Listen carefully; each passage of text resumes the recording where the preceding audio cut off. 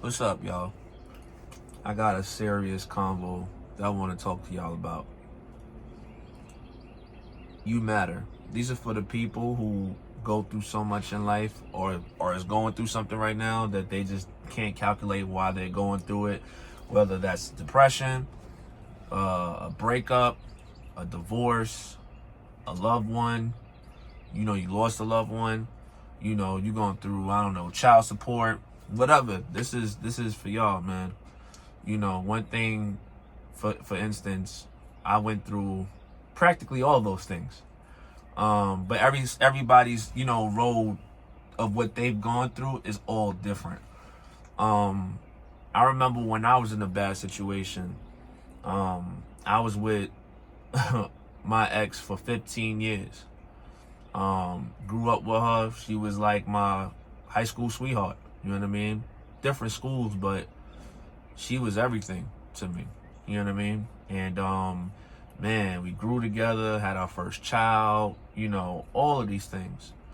Eventually down the road, after 15 years about to propose to her, she cheated on me, y'all. And told me on my birthday. It was crazy. You know what I'm saying? She walked up to me and was just like, hey, I know you wanted to, do the whole marriage thing, because we had ups and downs. I know people are like, yo, you didn't marry after 15 years? Nah, I just didn't feel like it was the right time. And then when I thought it was the right time, God rejected it. You know what I mean? And she was like, I gotta tell you something. This is what the situation is. I've been talking to whoop-de-whoop. And, there was, pretty much an affair. And, it hurt. But me being me, at the time, I was like, well, what do you want to do? Because we have 3 kids. We have a whole foundation together. Do you want to be with that person? Because at the end of the day, it is what it is. Or we going to work the situation out. And she kept saying, I wanted my family. Nah. I'm going to tell you something, fellas. Once a woman start, with somebody else, you know what I mean? Like, it's done. You know what I'm saying? Don't even try to fight it. Just let it go. Just let it go. There's no coming back to it. There's no coming back. You know what I'm saying? Just let it go. You hurt yourself more in the process trying to hold on to something that already got away from you. You know what I'm saying? Months went on in. She wasn't coming home. Fridays through Sundays, she wasn't showing up. You know what I'm saying? And man, I was like, dang, like I never see her at all. You know what I'm saying? I'm spending time with the kids. They asking, where mommy? I'm just like, yo, I don't know. You know what I'm saying? Hurt my pride, hurt my ego, hurt everything, man. You want to talk about tears? I can laugh at it now. I could not laugh at it back then. I tell you, I was super hurt. Man, I'll be sitting there crying in the backseat of my car, not wanting to go home.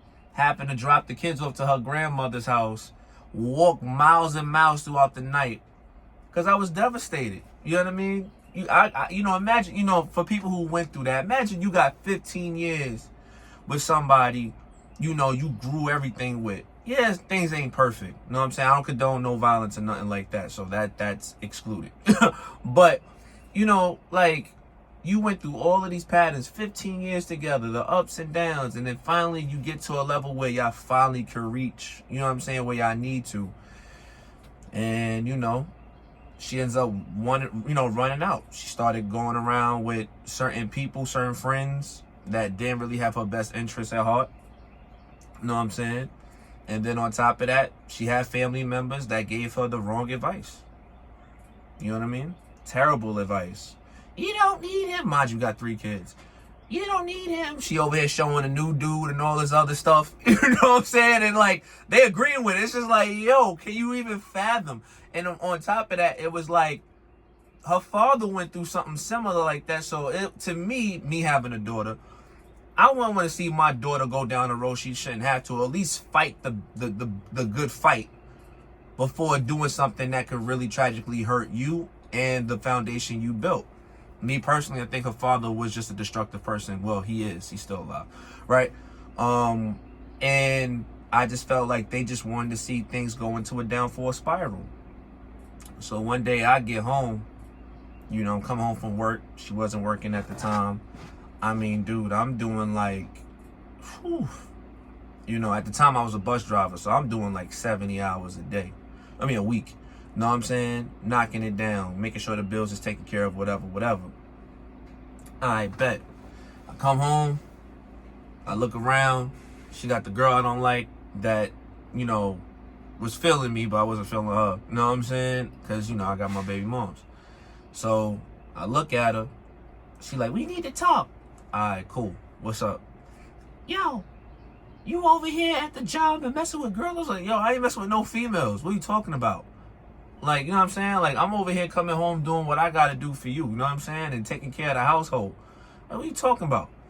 And then didn't know that she had the dude on the phone, but she had it in her back pocket. And then she was like, you need to go, blah, blah, blah. All right, so when I tried to go, she tried to hold me upstairs. It was just domestic and toxic. So I take my box and say, you want me to go? I'm going to go. You know what I'm saying? She pushed me down the stairs, almost fell down the stairs. I called the police. She calls this dude over. Dude comes with a gun and goes right up to her like, yo, you all right? And she over here smiling, laughing. I said, what's going on with this? Oh, this the dude you've been cheating on me with, whatever. He go, yeah, I know all about you. Da-da-da-da. I'm going to take care of this and take care of that.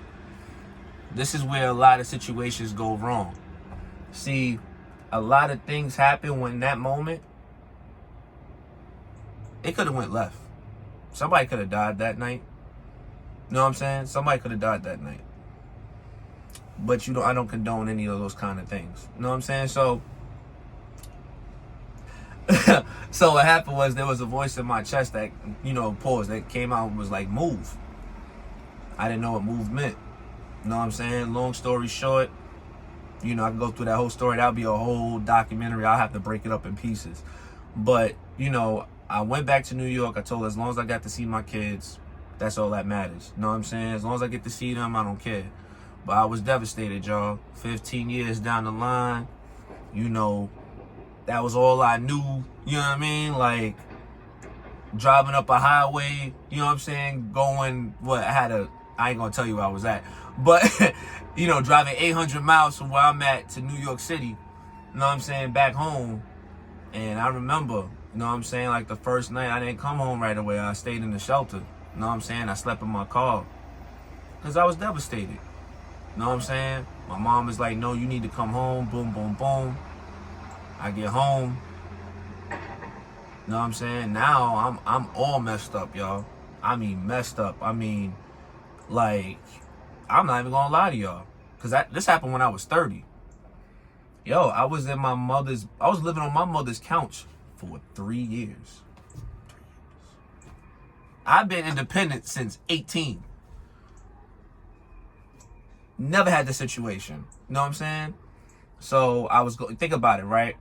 And I was going through multiple things. So I was going through issues with the job that I was working for in that area, in that state. Then on top of that, I lost a friend from sickle cell. You know what I'm saying? Rest in peace to my boy Brian. And I was dealing with some, harassment situation with a supervisor, and they was trying to get me out. And then coming home to this situation. So, and then have to go to New York and start all over again. And I tell you, man, from the finances, I didn't want to drive at the time. You know what I'm saying? I was pretty much just like working for the Board of Education in New York City. People who know me know. What's up, y'all? And I was so devastated. I couldn't go home at night. None of that stuff, man. And, I just kept fighting. And, I wasn't making a lot of money in the Board of Education because my mental wasn't right. I just needed something that had stability. But, man, I remember going on those trains. I would literally cry, try to smile, keep crying. I was totally devastated going to work. I'll go cry in the bathroom and all of that. She would send me, even after, she was sending me photos and videos of what they was doing and all of that. I know you missed this. I know you missed that. I'm like, yo, diabolical. You want to talk about, like, you know what I'm saying? Like, my mom was messed up, man. And I remember, like, I prayed to God about, wanting to have a change in my life, and I couldn't do it without him. And I was at my last limit. Mind you, I had a friend who went through something similar like that, and he didn't make it. You know what I'm saying? And he was highly devastated. Rest in peace, Jeremy. You know what I'm saying? So I prayed to God about it, and I remember it was a really dark spot. I saw demons. I'm not even gonna hold you. You know what I'm saying? I could see him, but I couldn't see him. The energy in the room was different. This night, I really didn't want to be alive anymore. You know what I'm saying? And I asked God, you know what I'm saying, if you're real, I need your help. And I can't do this on my own. And I know I'm not perfect, but I'm going to rely on you, and I'm going to walk in your steps. If you let this energy out, what's going on around me, go. And all of a sudden, I did it 3 times. I mean, I ain't gonna lie to you. It wasn't like how I'm saying it right now. I mean, I'm boo-hooing. You know what I'm saying? All that. Now, mind you, I was going to therapy. They thought it was bipolar. I was supposed to be on meds the whole 9. That's how I was going to fight through it. And when I prayed that moment, everything kind of just went silent. From that point on, it was a slow growth, but I felt myself getting out this hole somehow, form, or fashion. I had family members that literally were like, you should just listen to what your baby mom said. Made me look like I was the enemy. And I wasn't. You know what I'm saying? But she had so much of a control on certain people that they just thought off the rip what she was saying was truthful. I had all of that going on. They even tried to bring her to a wedding. And it was just like, it was hurtful. You know what I'm saying? It was hurtful. And not because of the fact of what she did and how she was sending that, because they didn't know that was going on. You know what I'm saying? Well, they kind of did, because I told them. But then she was like, I was paying her, child support. But then she was also trying to file me for child support. You know what I'm saying? Like, she was trying to double dip out here. You know what I mean? So I'm literally having to dodge and weave and all of that. And I'm just, you know what I'm saying? If y'all don't know, for fellas who, if y'all dealing with any type of filing type situation, I may get hit for it. I don't know. I'm just telling you what I did, right? Yo, go get an LLC and go and pay yourself as an independent contractor if one of these companies are willing to do that. Because then you're paying yourself through the company and not your personal.